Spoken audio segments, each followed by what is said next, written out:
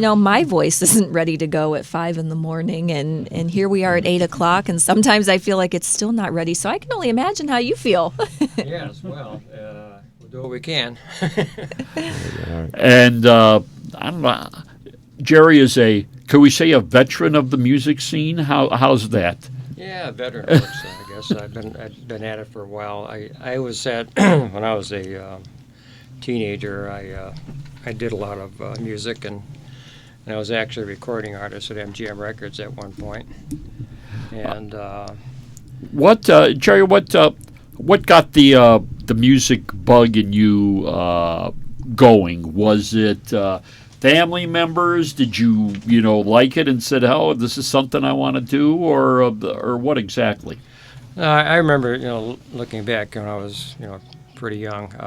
I used to listen to singing acts like the Everly Brothers and Ricky Nelson, and people like that. And I just was enthralled by the harmonies that the Everly Brothers did. I just loved that whole concept and that style of music. And I kept listening as I got older. I think when I was around 14, I actually started taking guitar lessons, and I got into groups like the last record you just played, the Eagles. That's one of my favorite groups, and they were a big influence on me. People like Randy Meisner, J.D. Souther, who did a lot of writing for the Eagles, and they kind of inspired me in terms of writing. So I started doing a lot of that. Mm-hmm. I've got to ask you, if I may. So I'm a big country music fan, and I see that early on in your career, you were formerly with MGM as a country pop recording artist. And some of the things I always like to learn about is, do they make you change your name because you were Jerry Channing? Is correct, that yes. correct? Right. How do you go about that?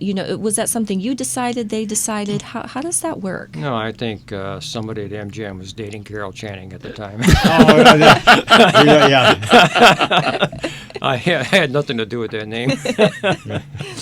Oh, that's funny. But how old were you when you were with MGM and recording? 17, 18, somewhere in that area. Wow. Yeah. I feel like that's hard to do. Hard to get into, what right? part of the country, where were you at doing those recordings? Where I did the recordings? Mm-hmm. The initial recordings were done in Nashville. Okay. Mm-hmm. And I recorded the song. I did 5 of my songs, and one of them was, the first one they released was called Little Girl in the Magazine.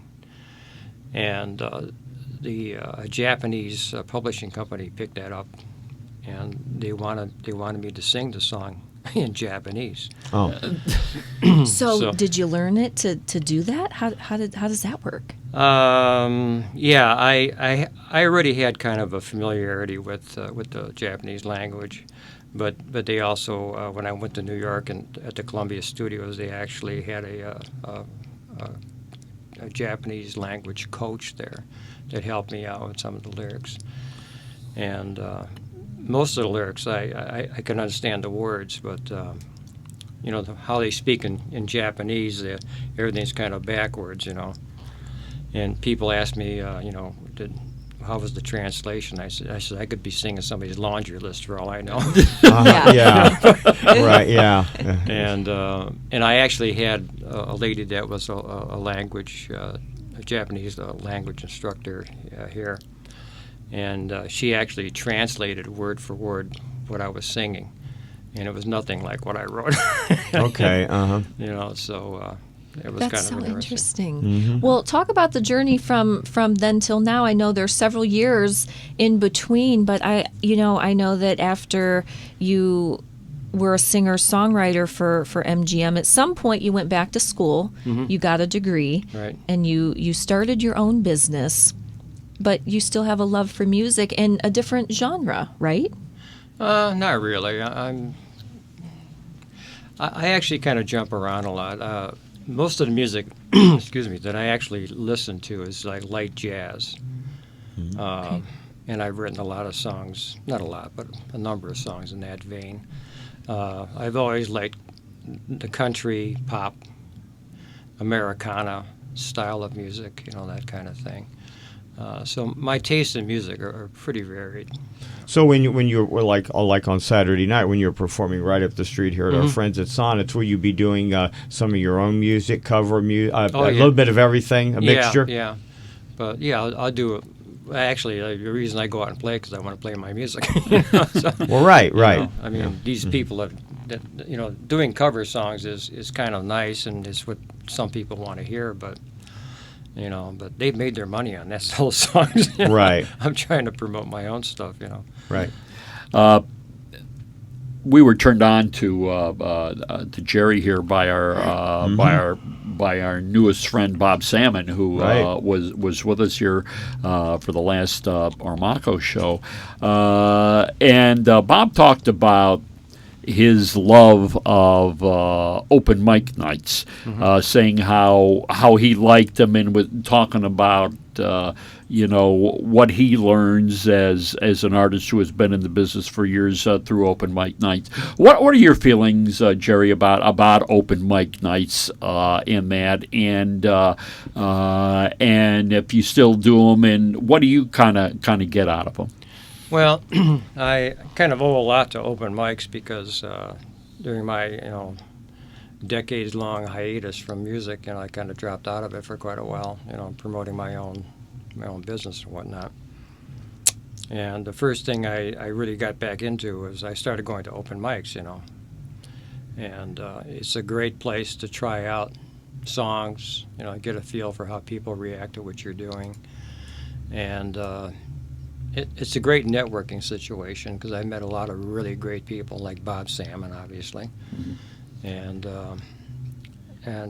develop a lot of friendships and relationships, and you wind up playing with different people and writing and what have you. But it's really it's great for all levels of expertise, and when it comes to music, Well, now you've obviously performed. You've recorded in obviously big name studios, and produced music that way, and then going down to open mic night or performing in front of a live audience in a small venue.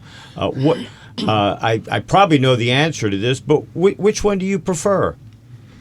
I actually prefer performing in front of an audience because there's an energy that is exchanged when you're doing that you don't really get when you're even recording, because I notice a lot of times I have to really concentrate on displaying the emotion in a song that you don't really develop unless you're in front of an audience, and you get that exchange of energy with these people, And even as a kid or whatever, I mean, I would like, I don't know, typically studio recordings better on music or whatever than live or whatever. But there's some songs, and again, one of my favorite albums, Bob Seger, Live Bullet, that one that was done.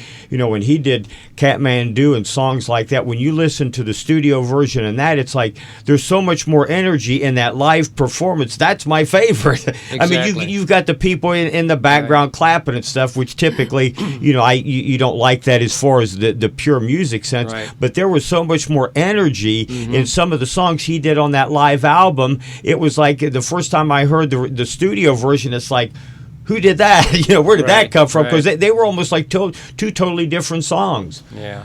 But you, especially as a songwriter, I might record a song, and then maybe after I feel like I've got it down to a certain level, go to record it.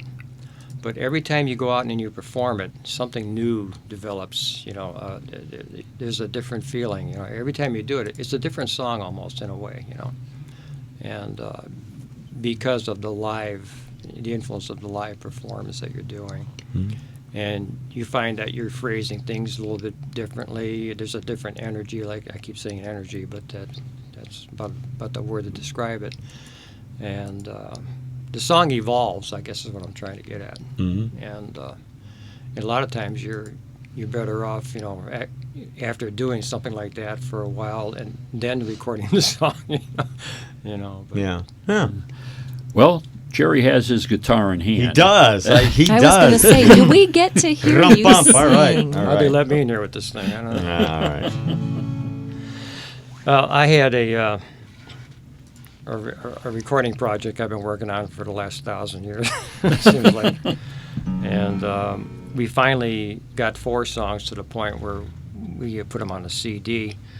And it's a 4-song EP, short version of what I really wanted to put out. And it's called So Many Songs, So Little Time. And this is actually the title track off of that. Okay, here's Jerry Allen on Wadsworth Community Radio.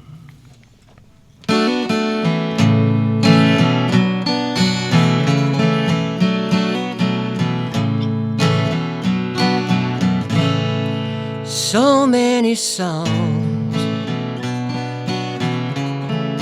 so little time. Life passes by in the blink of an eye. I can't keep up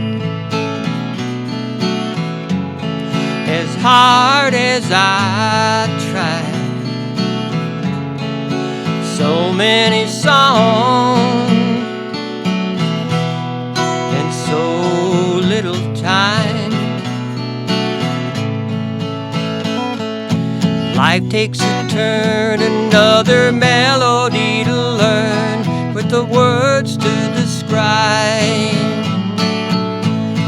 all the sorrow and pain, for the joy you have gained from being alive.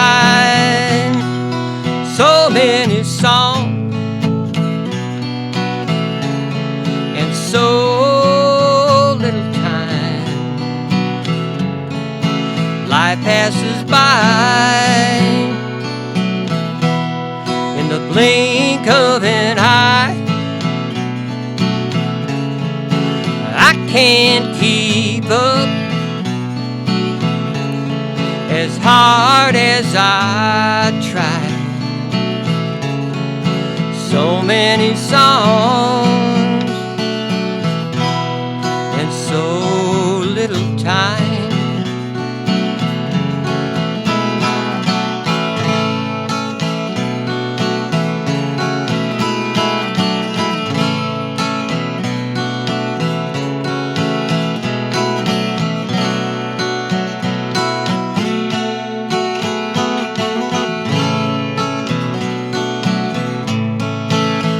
It could be fantasy or real, as long as you feel the rhythm and rhyme.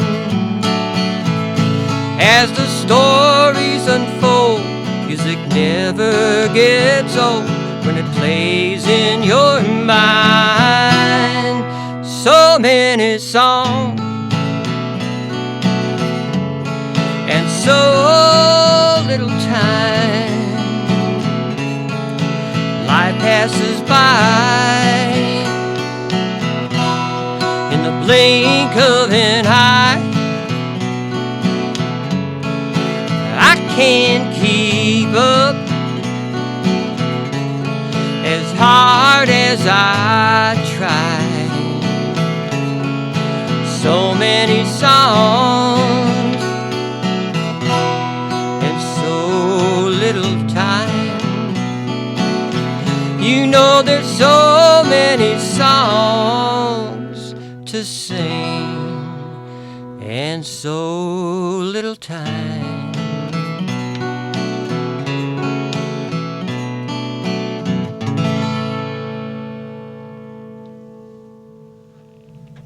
Isn't that the truth? Wow. So little time, Wow. right? Yeah. Now that's one of the ones. That's one of your songs that you wrote. Yes. Mm-hmm. That, I can hear your inspirations Yeah. from the music you talked about in your music. I really enjoyed it. oh, thank you. Appreciate that. And again, we have a lot of live performers or whatever in here. There is just something about a live performance, especially we have the fortunate of being literally this far away, Right. Which you can see facial expressions. You can see, you know, the way, you know, fingers movements, whether it's some of the violinists we've had, the flautists that are in, guitar players. You can really see the emotion. There's a lot more to the music when you can see the performance. Exactly. Right. You Right. can tell you're seasoned and you're comfortable and you're still so Yeah. much in love with music, Oh, and it absolutely. comes through. You can't get away from it. I mean, it's part of you, and it's inside, and it's like a little animal eating away at you. You know, get out, do some more. You know. Now, where are you from originally? I mean, I know you've done the Nashville, the MGM, the New York, or whatever. Where were you born? Where'd you grow up? I was born in Kansas City, Missouri. And how did you end up here in northeastern Ohio? I was brought here by a band of gypsies against my will.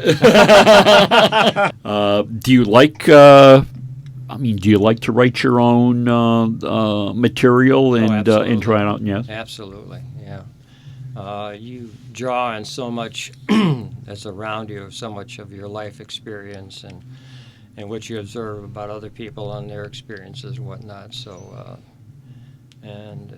you know, and not every song I write is a love song either. I do things that are not necessarily, as far as subject matter, you know, Moon and Boone and June, you know, whatever. You know. Now, you know, and one of the questions I like to ask, and we've had some very young entertainers on here, Gina Brooklyn, for example, who's been writing songs for, you know, a couple. I have holes in my socks older than Gina is, and so, you know, so her experience of writing is one thing. Now, you've been doing this all your life. Right. As an artist, how do you know when that song is done? As far as I want to tweak this word or tweak that or this chord or that chord. Now, in a live performance, it's never done. You know, we talk, but like when you go into the studio, how do you know when it's done? Yeah, it's, you know, really good songs are not written; they're rewritten. So we, you know, if you're gonna go and record a song, it better be the absolute best that it could be. And like you say, you're always tweaking, changing a word here, phrasing here and there, you know, timing, what have you. I guess when you go in to record it, it's done to the point where, yeah, it's good enough to record. But like I said before, every time you go out and play it, gee, I wish I'd done that in their session. Yeah. Look how that well worked. Right. Yeah. So.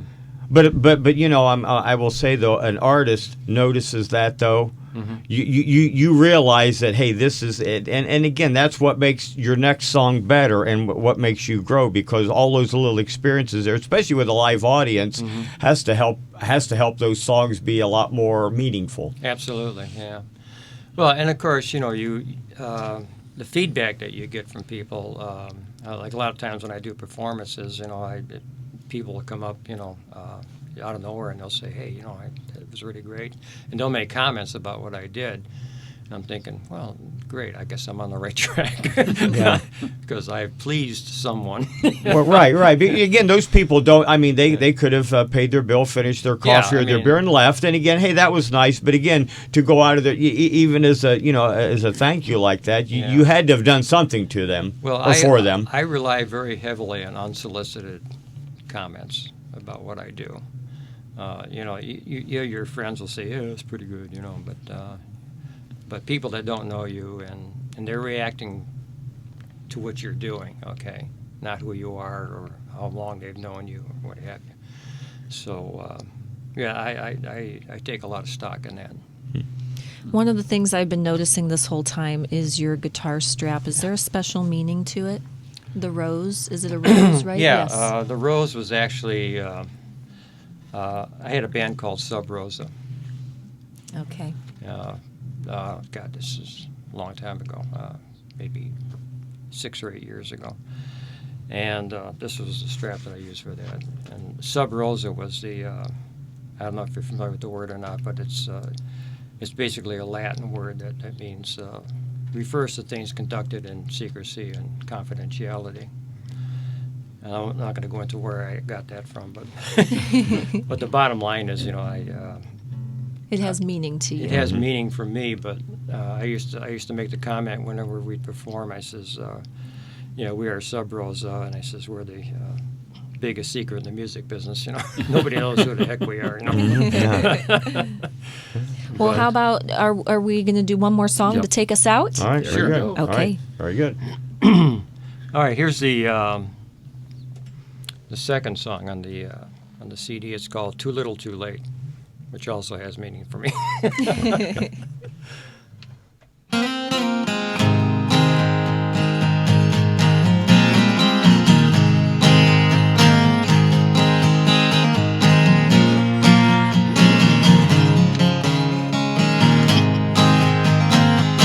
It's too little, too late. You can't have it both ways. I need more than promises while you keep drifting away. You don't want to let go. Now you want me to wait. But lately I've been thinking that it's just too little, too late.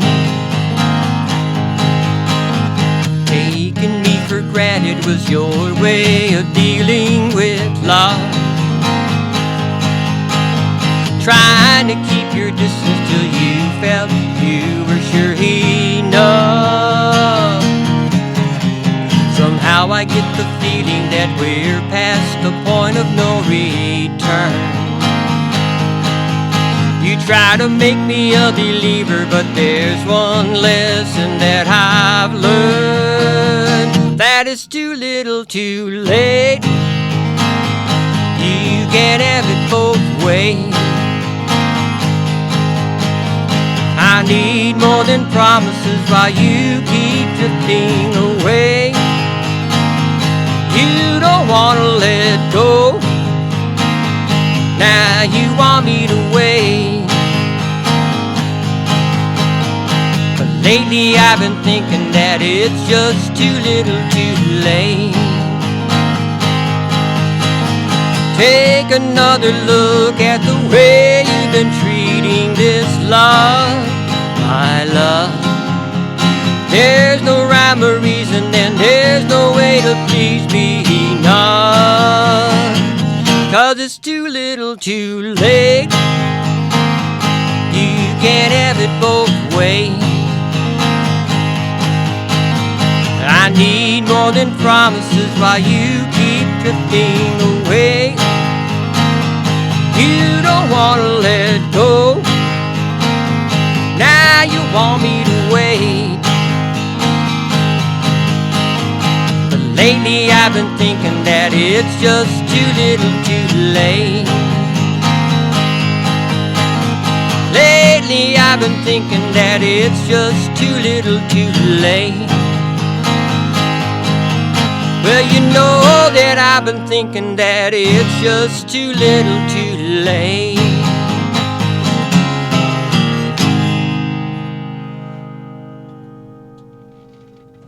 Jerry Allen there, and again performing at Sonnets this Saturday evening. And I have to mention this. You kind of close your eyes and listen. Does anybody hear Roy Orbison in that? I'm sorry. That's meant. There's just you hear that, and there's just that passion. Mm-hmm. So your voice kind of sounds like a Roy Orbison to me. So. Yeah, I've heard that. Okay. So I'm not the okay. Oh, okay. I thought that might be. It's like, where's this guy coming from? No, but yeah. no, I've heard that a number of times, and I don't hear it myself, but. I was going to say, I don't think that song needs any explanation No, of what it was no, about. I got no. it. Yeah, Very good, yeah. Yeah, it's that's what it's all about, communication. Yeah.